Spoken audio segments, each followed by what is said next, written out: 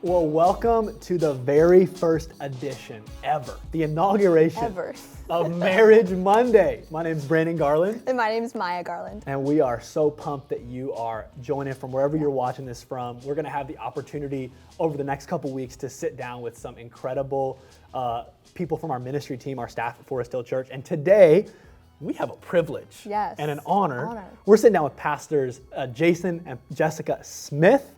We're so excited to have you guys. Thanks for being here. Thanks for letting us. Yeah, I think the goal in this time really is just to have a conversation. So you guys have been married a little while longer than the year and a half that we've been married. I imagine by just a midge. Slightly. Just a little bit. Just a little bit longer. So we just want to hear a little bit of your story and us as two people, but maybe us representing those watching to just kind of learn from your guys' story and what God's done in your marriage and in your midst. So we appreciate you opening up the wisdom of your life. Absolutely. And thanks for letting us hang with the cool kids. Like this feels Man. really it's an honor on this side. It's a set of cool kids, all four. Yes. That's right. Well, tell us this. How about this? Yeah. From when you guys met to when y'all got married. You've said some stuff about this in sermons, but I don't know if you've ever in one sitting for our church family told the whole story. So y'all give us from meeting to marriage. What's that story? Awesome. Well, so I'll never forget it because we met. First time I laid eyes on her was on Valentine's night. Very romantic. Yeah, I know, it's amazing. I was working at a restaurant at the time. I was, this is like 2 lives ago maybe, and I was studying for Series 7, Series 60, all this stuff to be financial advisor. And so I was working at night doing that while I studied during the day, and I was rolling off and like ready to take my test and get started in my new career, and they hired this girl to replace me at the restaurant we worked at. So I trained her for 2 weeks, starting with Valentine's night. Yes. That's incredible. And the first words that I said to you were, do you remember? What's your story? What's your story? You single, dating, what? Like I knew. What's your story? And so it was smooth. What was the first thing I asked you? Why are you hitting on me right now? How tall are you? How tall are you? That's what it Of was. course. That's what it was. And then was it followed by, why are you hitting on me right now? That was not part of the conversation? I was a little smoother than that. Okay. How tall are you? Yeah, He redefined tall. That's right. And I'm 6'7", just in case anybody's wondering. It is impressive. I'm actually shrinking now. I'm probably like 6'6" and a half. No. He's taken an inch off, but So that, I mean, like right then, that's how we met. I finished training her after 2 weeks, and then I just continued to come back to the restaurant weekly, maybe daily, to keep seeing this girl, even though I didn't work there anymore. No more It's paychecks okay. coming to you. No more Yep. paychecks. Okay. Now and I couldn't afford the he restaurant. was still coming for the discounted meals. That's right. Oh man. And so that happened. Then we went out on a couple of friend dates with some other people, just going out with some Group friends. hangouts. Yep. And then it was on. It was like right around her birthday. And so we dated for about a year and a half, and then got married. And that's been almost 18 years ago now. Oh, it has been 18 years ago now. So, yep. 18 That's so years. sweet. So an entire adulthood of life Yeah. y'all have spent married. That's awesome. That's amazing. And for all of the maybe single people out there who are watching who might want to get married in the future or find someone, what would you say is maybe some things to look for, or maybe some red flags, because those are really important too. So why don't you just speak on that for a second? Yeah. You want to go first?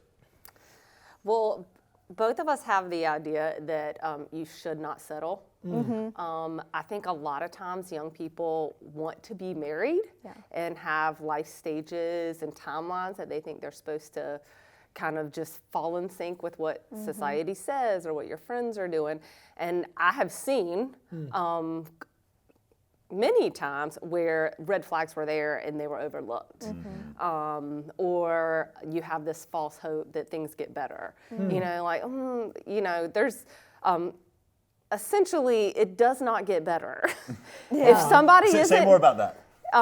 if somebody's not trying or showing up in this way during dating, it is highly unlikely that it's going to get better once you're married. And another part to that, I think you should look at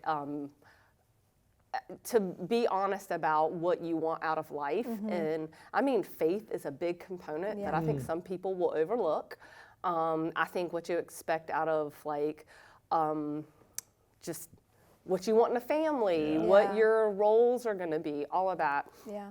It's super important, I think, to have all those conversations and reasonable expectations before you're in a committed covenant relationship, because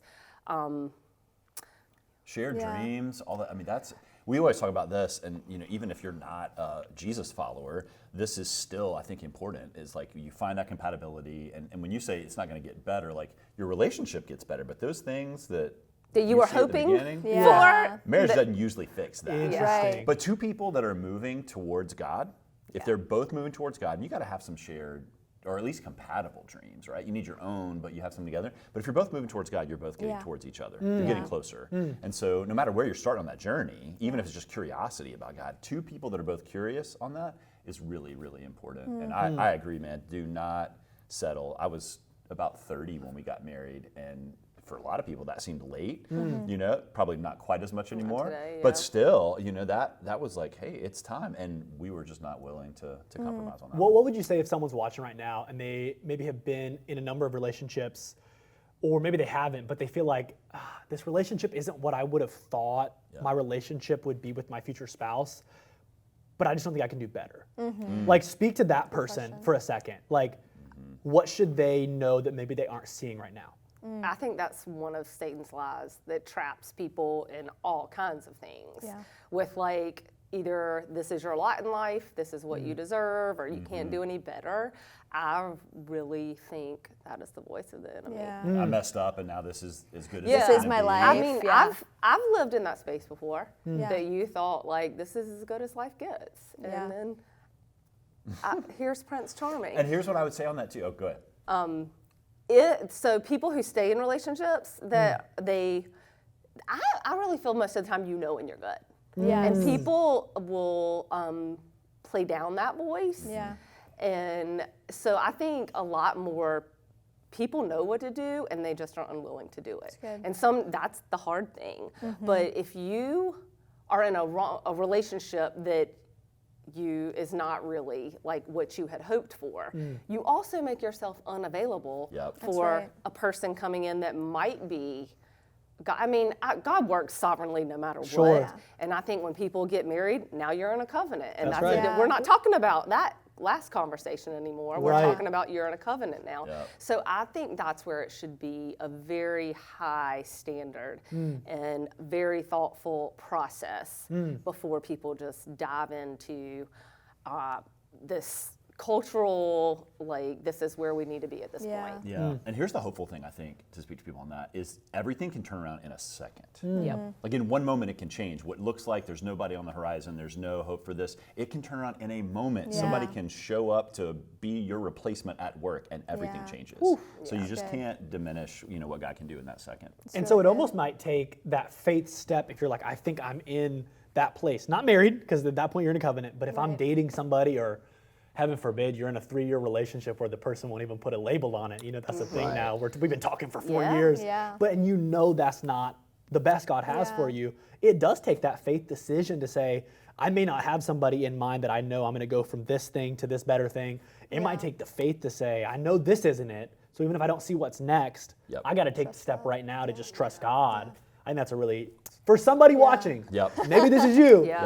Don't stay in that relationship that there's better for you. That's right. Maybe it's go to counseling and get a little bit of help with it, and then see if you're real invested. There's this thing in psychology, we talk about the gambler's fallacy, which is the idea that I've sat at this table for so long, I've lost thinking about gambling, that now I've lost too much, I can't get up now. Wow. And we buy into that, and we'll stick in something that's unhealthy, when the possibility is, hey, give it one shot with a good advisor to help see if there's possible. But if not, man, cut and go. So. And be honest with yourself. Like, if the reason why you're staying is because you don't want to be alone, that's not a good reason. Right. I mean, there's a lot. Like, really dig to why you're in this relationship. And I mean, marriage is so up here. That's what God has for it. So. if you're settling down here, you're going to be trying to fill that gap. And God can do amazing things. Right. Yeah. There was something you said, Jessica, that I just want you to talk a little bit more on, because I know so many people, even friends and family members that do overlook faith, like you mentioned before, and maybe looking for someone to date and to potentially marry. Maybe they say to themselves like, oh, well, like he or she is like willing to come to church with me. Like they'll do it. Like that's a positive sign. Like they say things like that to kind of reassure themselves like, oh no, like that's fine. Like it's okay. It can work out still. Right. So just speak on like for a moment why it is so important to not overlook that and why that is such a key element of relationships. Wow. I think it's just the history of what I've seen. And even for us from where we started, we were both, we did have similar backgrounds in the church. We both had a similar walking away period. And the beauty and that our married life and our family life has been because of faith. Yeah. We were both coming around. And I feel like even if I've said this, if we had met in a different time, I don't think it would have been the magic that it is. So the component of both being committed to God is really the key to success on anything, and like-mindedness. And even sometimes when you're on opposite sides of any one issue, I think with a common faith component, that can guide almost everything, every single thing with a biblical point of view, worldview. I mean, that can all be addressed, and you can both be under that authority. If you have one member who is and one member who isn't, then you just can't see eye to eye on so many things. Wow.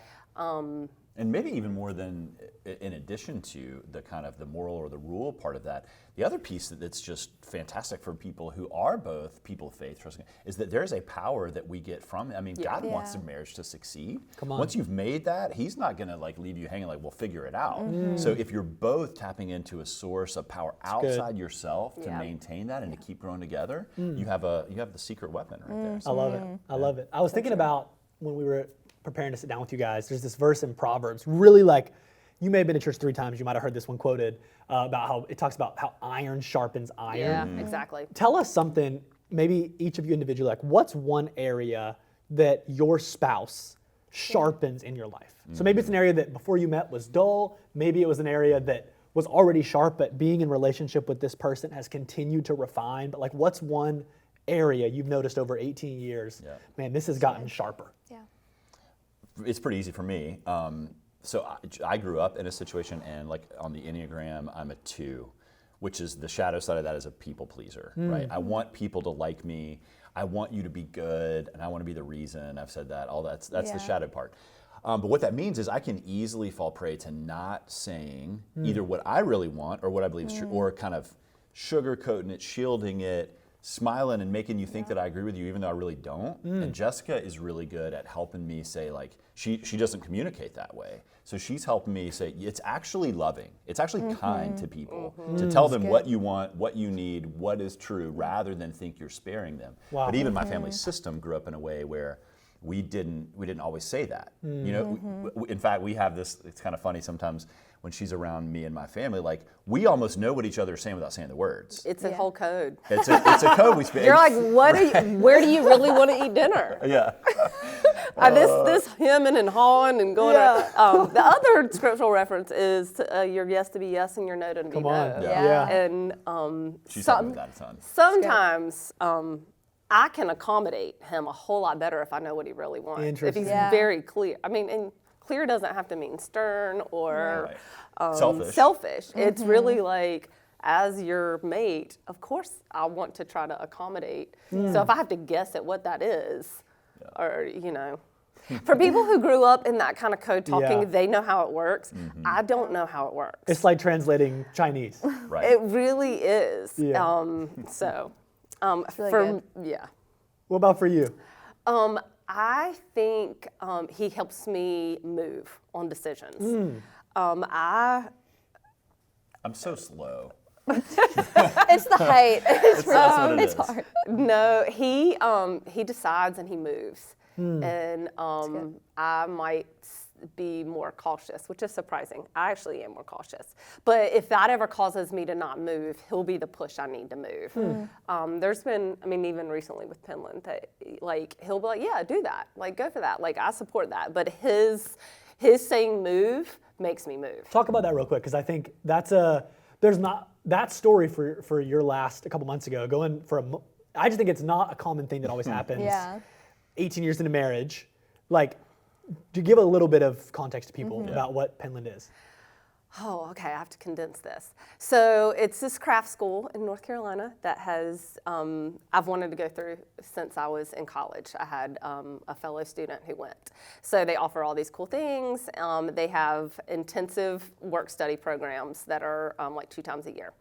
And I didn't necessarily think that was the thing that I always wanted to do, but there was this perfect magic of right now. And one morning this summer that their Instagram feed like said, okay, applications are due. And I just brought it up, and that's one of those. He was like, I think you should try. And there was a couple applications, and I really was like, well, like if I get in, if I get a financial aid, and if I do like all these, like then that's kind of God opening doors. And so that's exactly what happened. And my family was definitely, it was a sacrifice on their part. So she was gone for 6 weeks, like moved up to the mountains and spent 6 weeks in this artist community for that. So. Yes. It was So worth it. really It's cool. For sure. speaking of iron, it was iron. Literally, So, literal iron. Yeah. I just think that says a lot, though, about one of the, I think, we were watching some show or some movie, and it just made me think, one of the ways I think sometimes culture right now is portraying marriage is that Yeah. it's this like restrictive locking down of your personhood. And I just think it's really beautiful that, I don't know, to take 6 weeks, 3 kids, 2 teenagers, Yeah. but you flexed as a spouse and your family did to say, no, like your dreams, your passions, your giftings matter, even if it's not a convenient 6 weeks necessarily. Yeah. Your dreams are significant, and you don't lose your individuality. I think one of the things that the next generation maybe needs to hear about marriage is a story like that, which is you don't lose you. It's actually that a deeper, truer part of you gets unlocked and released. And I think that's the exact opposite of sometimes what the narrative sounds like to people. Yeah. I think it was actually a season, although it's hard and it's always going to be a sacrifice. This was the first time in 18 years that I could have done something like this. So that's where it took him at that moment to even, we can still come up with 100 reasons why this isn't a good idea or it's going to be hard on our family. But he that morning over coffee said, I think you should try. I support you in this. And even if, even if I didn't go and any of those things didn't happen, that the doors didn't open, him continually saying, I believe in you. I know you love that, and I support you in that was kind of Yeah, and so you've much done an that for me over the years ingredient. too. But this is a huge part about marriage, I think. It is the context in which, like God says, I'm going to take these 2 people working behind the scenes. We think we're in control of all that, and we have agency. But then when you get in it, it's like, this is the soil for you to flourish. It is about us becoming the people God dreams about when He dreamt us up. And we help each other along that way. And part of it is the iron sharpening iron, and part of it is just being willing to say, I'm going to help your dreams come true. Yeah. Excellent. Yeah, So that's that's really beautiful. cool. And I think sometimes there's a view, just like you said, on marriage, but also relationships that's when you get into a relationship or a marriage, like it's very isolating. Like your individuality is gone, your personality is gone. It's just these 2 people. But I think it's beautiful to have examples of being released, like to go do what is on your heart to do and to work in the gifts that God's given you as an individual from God, to be able to just work in that and still also like be in a loving marriage, have a person there that supports you. Like it doesn't have to be just, okay, this is us, this is our little home, we're not gonna move, we're not gonna be a community, we're not gonna do any of this. Like I think one really good aspect of a healthy relationship is being able to operate individually in your giftings, but then coming together and obviously being better together. Yeah, and I think it's both and not one or the other. Yes. I think that's one thing that's huge because like praising individuality or togetherness, like it's just a both context. Come on. That's right. And in marriage, I mean, just period, your individuality is decreasing. So Yeah, Because you submit it to the other Yes, person. You right. submit Yes. it to the whole. And when you submit it to someone who you trust and you know has your best interest in mind, ultimately you're submitting it but not fully losing it. Right. Like Yeah. it's in a It's way, not a loss. It's not lost. It's just maybe it's not the number one thing you're prioritizing. Yeah. And if you have a person who they're going to prioritize you, you're going to prioritize them, you actually both win. Yeah. And when you're fighting for, I think that if there's one thing I've been learning in a year and a half of marriage, because you learn just how to operate as an individual for however long you've been not married, but to realize actually like I can be the best me if I submit parts of me to you, and then you actually take those and help make them better. That's right. Give us this though. I want to close with this question. This is the one I'm most excited to hear about. I think from everybody every week is from y'all's marriage. If you could like, I want to use a computer term. If you could save as and then export one thing from your marriage that other people could import into their marriage right now, or if they're not married, into a future marriage, like what is one thing y'all would export from your marriage? Like a marriage hack. Yeah, Yes. one Kind of thing marriage there. hack from the Smiths. Okay, you want to You go go first? first. Mine is this. It is, somebody taught us this a long time ago. I use it when I speak to couples before they get married now. It is this idea that you are on the same team, and sometimes you have to remind yourselves in the middle of the crazy cycle that we're on the same team. It's the way we do it, Team Smith. Just saying those words, and it can be like we're heated, maybe the conversation is like at a standstill or at odds, but if one of us or the other says, Team Smith, it is this kind of callback to, oh, that's right. We're on the same team here. And it doesn't always change it like in the moment, and we've had to say Team Smith a lot of times too. It's not like this stuff's perfect, but when you do, it's the perfect reminder for me. So Yeah. that's why I great. go with it. I Even love that. setting off on family vacation. Like Yeah. Team Smith, this unit is something to celebrate. Yep. Yeah. So I love that one. I don't even know where we got it from.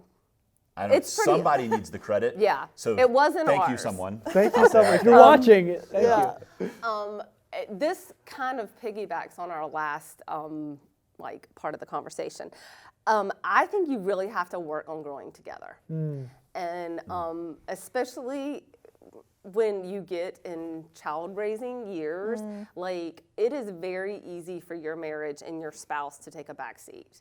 And more recently, like when marriages are starting to really have friction and really break up, I think that's an erosion over time of not nurturing that unit of husband and wife.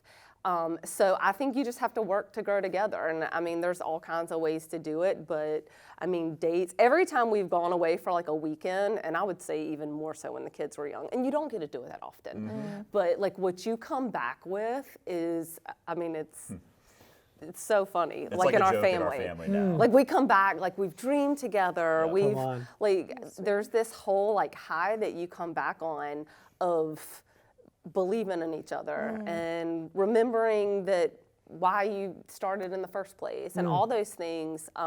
But I think if you don't prioritize that, like how to grow together, then the natural process is growing apart. Yeah. And that's where you have to counter that with Wow. action. And so that's whatever it looks like. I mean, most commonly it would be date, but dates don't have to be going away. Like you have to be creative with the how, but if you're not doing it, then it's, I mean, and it's, kind of microscope one little angle of that. Dreaming together is Yeah. even more important than achieving together.